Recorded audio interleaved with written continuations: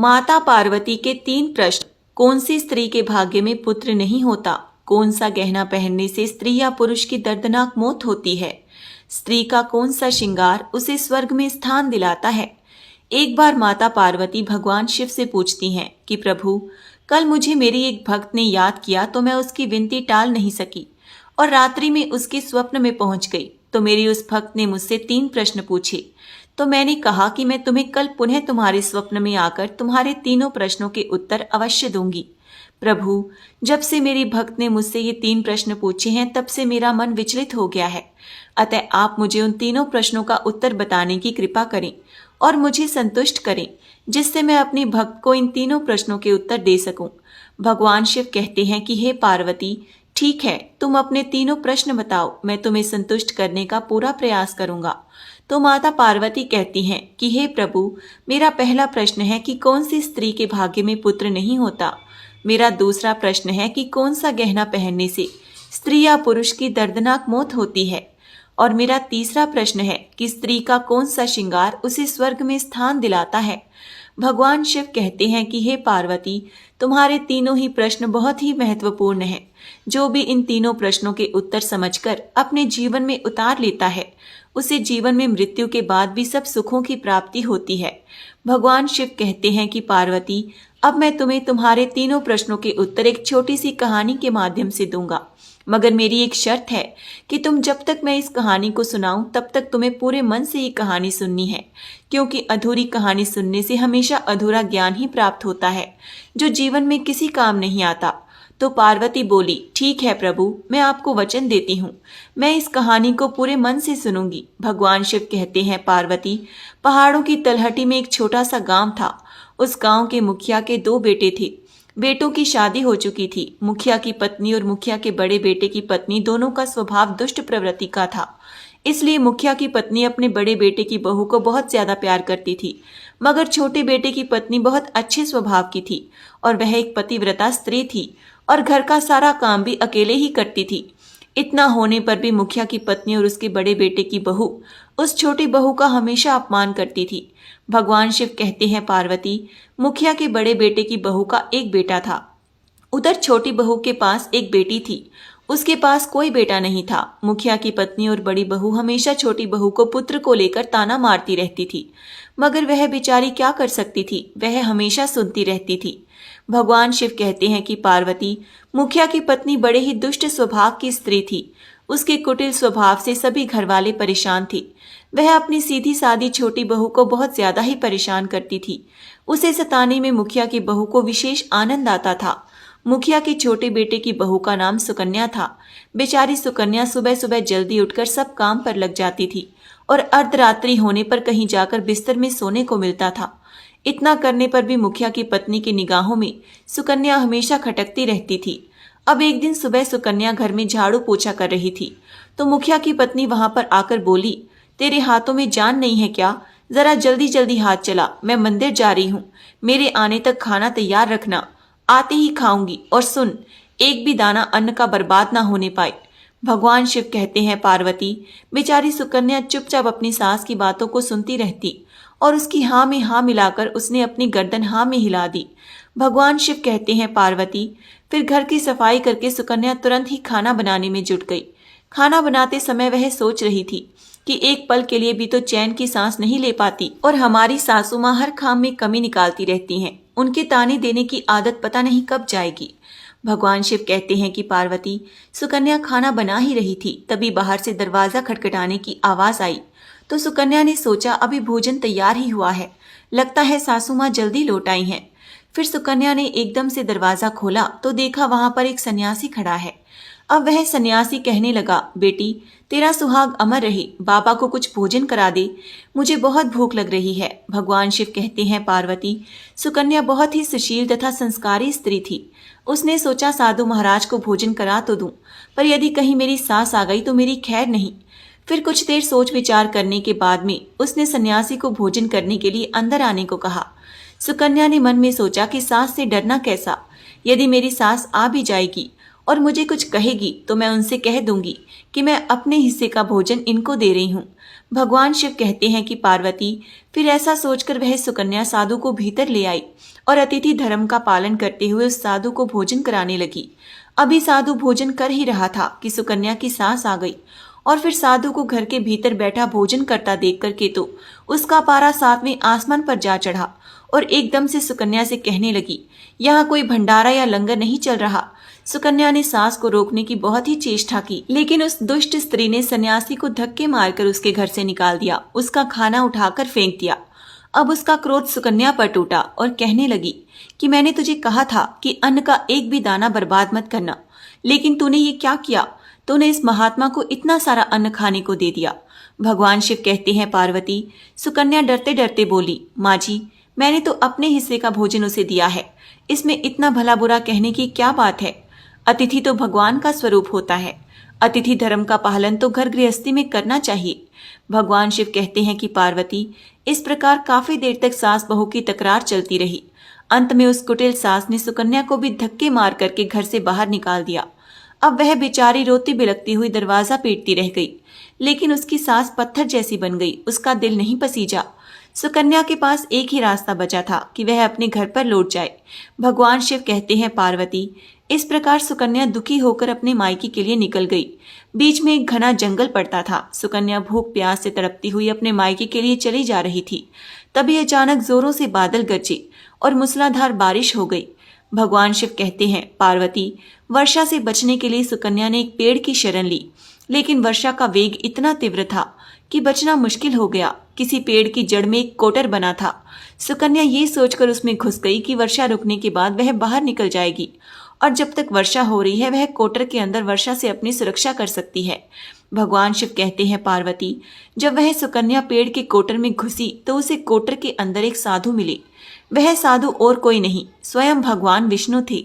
फिर विष्णु जी ने कहा, बेटी रोना बंद करो। मुझे मालूम है कि तुम्हारे घर वाले तुम्हारा अनादर इसलिए करते हैं क्योंकि वे दुष्ट स्वभाव के हैं, और ताने इसलिए मारते हैं क्योंकि तुम्हारी जेठानी को पुत्र की प्राप्ति हो गई है और तुम्हें पुत्र रत्न की प्राप्ति अभी तक नहीं हुई है। तुम चिंता मत करो, मैं तुम्हें एक पर्ची देता हूँ। इसमें जो उपाय लिखा है उसे पूरी निष्ठा से करना, फिर तुम्हें एक गुणवान पुत्र की प्राप्ति होगी। और इस प्रकार विष्णु पर्ची देकर वहां से अंतर ध्यान हो गई। भगवान शिव कहते हैं पार्वती, उधर जब वर्षा बंद हो गई तो सुकन्या को ढूंढता हुआ उसका पति वहां पर पहुंच गया। फिर वह सुकन्या अपने पति को लेकर के मायके न जाकर इस जंगल में एक कुटिया बनाकर रहने लगी। फिर एक दिन सुकन्या को पुत्र का ख्याल आया और सोचने लगी, यदि मेरे पास एक भी पुत्र होता तो ससुराल में मेरी भी इज्जत होती। अब वह सुकन्या ऐसा सोच ही रही थी कि तभी उसे संत की दी हुई वह पर्ची याद आ गई। फिर सुकन्या ने पुत्र प्राप्ति के लिए उस पर्ची को पढ़ा तो उसमें लिखा था कि बेटी, पुत्र प्राप्ति के लिए स्त्री को रात्रि के शयन काल में पुरुष की बाईं तरफ सोना चाहिए। ऐसा करने से कुछ समय के बाद में बाईं करवट लेटने से नाक का दायां स्वर और दाहिना करवट लेटने से नाक का बायां स्वर चालू हो जाता है। फिर जब भी पुत्र प्राप्ति की इच्छा हो तो उस स्थिति में मिलने से पहले ये सुनिश्चित कर लेना चाहिए कि पुरुष का दायां स्वर चलने लगे और स्त्री का बायां स्वर चलने लगे। इस समय गर्भधारण किया जाना चाहिए। ऐसा करने से निश्चित ही पुत्र की प्राप्ति होती है। इसके विपरीत नाक का स्वर चलने से पुत्री की प्राप्ति होती है। पर्चे में आगे लिखा था कि मासिक धर्म शुरू होने के प्रथम 4 दिवसों में मिलन से पुरुष रुवंता को प्राप्त होता है। 5वीं रात्रि में मिलने से कन्या की प्राप्ति होती है। 6ठी रात्रि में मिलने से पुत्र प्राप्त होता है। 7वीं रात्रि में मिलने से बंध्या पुत्री होती है और 8वीं रात्रि में मिलन से ऐश्वर्यशाली पुत्र होता है। 9वीं रात्रि में मिलन से ऐश्वर्यशाली पुत्री और 10वीं रात्रि में मिलन से अति श्रेष्ठ पुत्र होता है। 11वीं रात्रि में मिलने से सुंदर बस संदिग्ध आचरण वाली कन्या होती है। 12वीं रात्रि से मिलने से श्रेष्ठ और गुणवान पुत्र होता है। 13वीं रात्रि में मिलने से चिंतावर्धक कन्या और 14वीं रात्रि को मिलन से सद्गुणी और बलवान पुत्र प्राप्त होता है। 15वीं रात्रि के मिलने से लक्ष्मी स्वरूपा पुत्री और 16वीं रात्रि में मिलने से सर्वज्ञ पुत्र रत्न की प्राप्ति होती है। भगवान शिव कहते हैं कि पार्वती, इस प्रकार उस सुकन्या ने 16वीं रात्रि को अपने पति से मिलन करके गर्भ धारण किया। अब सुबह को स्नान आदि क्रिया से निर्मित होकर पूजा पाठ करके उस सुकन्या का पति लकड़ी काटने चला गया।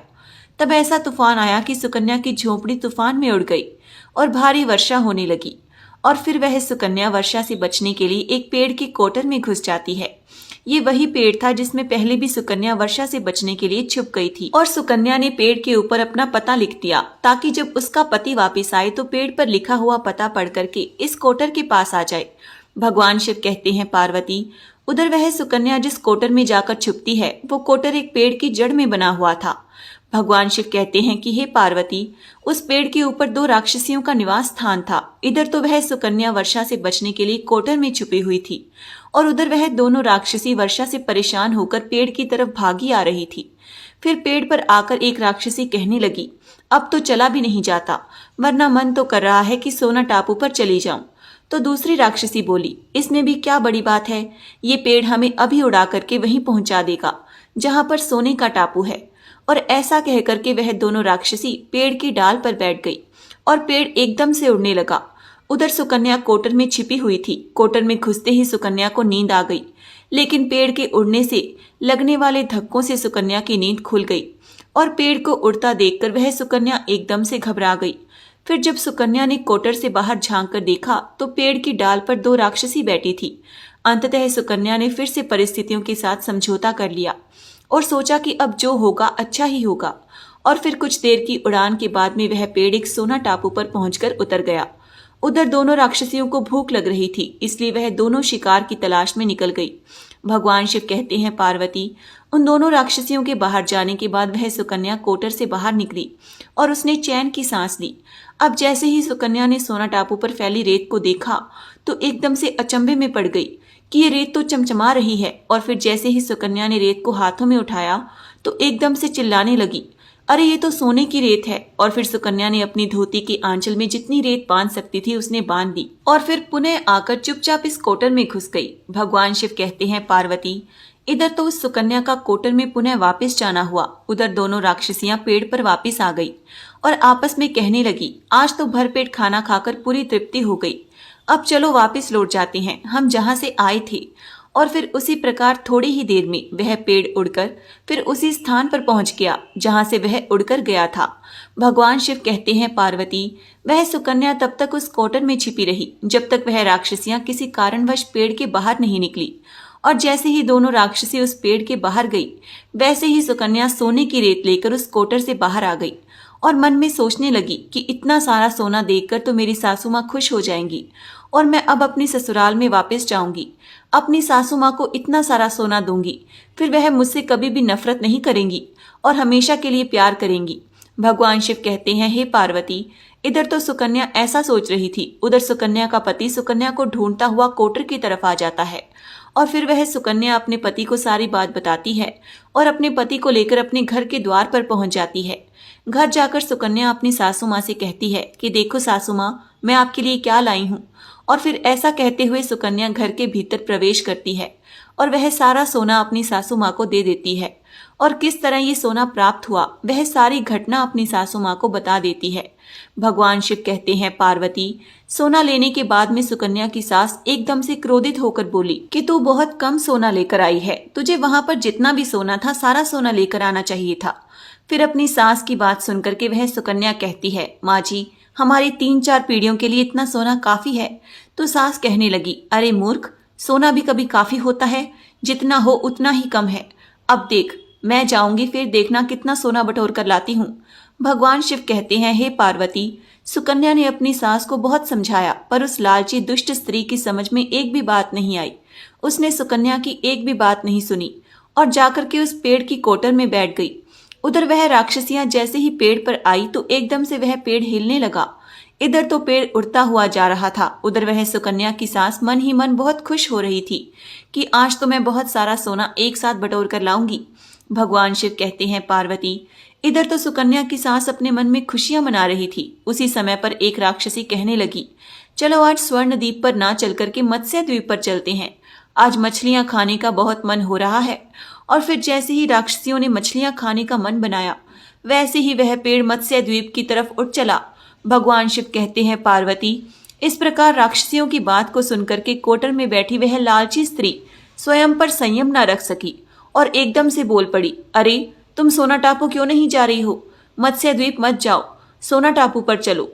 अब जैसे ही इस लालची स्त्री ने इतनी आवाज दी कि राक्षसियां समझ गई कि इस पेड़ की कोटर में कोई जरूर छिपा बैठा है और उन्होंने एकदम से जैसे ही कोटर में प्रवेश किया और फिर जैसे ही दोनों राक्षसों ने उस लालची स्त्री को देखा तो एकदम से उठाकर उसे पेड़ के नीचे फेंक दिया और धरती पर गिरते ही उस लालची स्त्री के प्राण पाखर उड़ गए। जब ये सूचना मुखिया को मिलती है कि उसकी पत्नी मर चुकी है तो मुखिया एकदम से अपनी छोटी बहू यानी सुकन्या के पास जाता है और उसे कहता है, बेटी, मैं इसे पहले से ही समझाता था कि तू ऐसा काम मत कर, लालच नहीं करना चाहिए और बहुएं बेटी की तरह होती हैं, उनको प्यार देना चाहिए।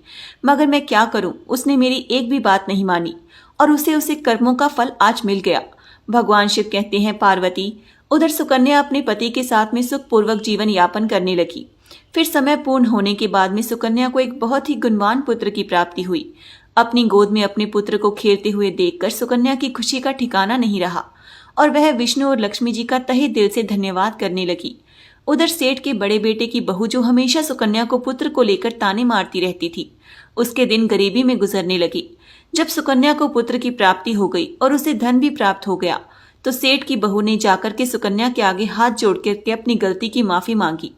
सुकन्या एक बहुत ही पतिव्रता और दयावान स्त्री थी, बहुत ही मधुर संबंधों वाली स्त्री थी, इसलिए वह अपनी जेठानी को माफ कर देती है और जो भी सोना वह लेकर आई थी उसमें से आधा सोना वह अपनी जेठानी को भी देती है।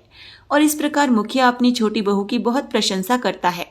फिर मुखिया का पूरा परिवार बड़े ही प्यार से जीवन यापन करने लगता है।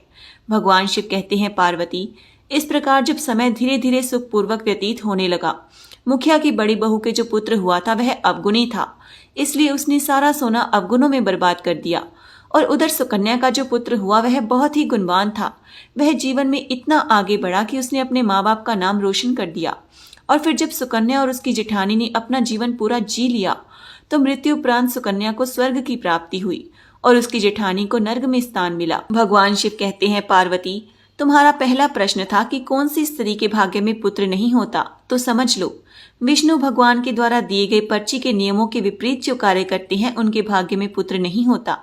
इसलिए पुत्र या पुत्री की इच्छा रखने वाले भाई बहन इस कहानी को बार बार ध्यान से सुने और इच्छा अनुसार संतान की प्राप्ति करें। अब भगवान शिव कहते हैं कि पार्वती, तुम्हारा दूसरा प्रश्न था कि कौन सा गहना पहनने से स्त्री या पुरुष की दर्दनाक मौत होती है, तो समझ लो कि वह है लालच रूपी गहना, जो मुखिया की पत्नी ने पहना था और खूब सारा सोना लाने के लालच में कोटर में घुस गई और राक्षसियों के द्वारा नीचे फेंक दिए जाने के कारण मुखिया की पत्नी की मौत हो गई। इसलिए लालच रूपी गहना कभी नहीं पहनना चाहिए। भगवान शिव कहते हैं कि पार्वती, अब तुम्हारे तीसरे प्रश्न का उत्तर देता हूँ कि कौन सा श्रृंगार करने से स्त्री को स्वर्ग में स्थान मिलता है। जैसे कि मुखिया की छोटी बहू सुकन्या एक पतिव्रता स्त्री थी, उसका चरित्र बहुत ही उज्जवल था, इसलिए मृत्यु उपरांत उसे स्वर्ग में स्थान मिला।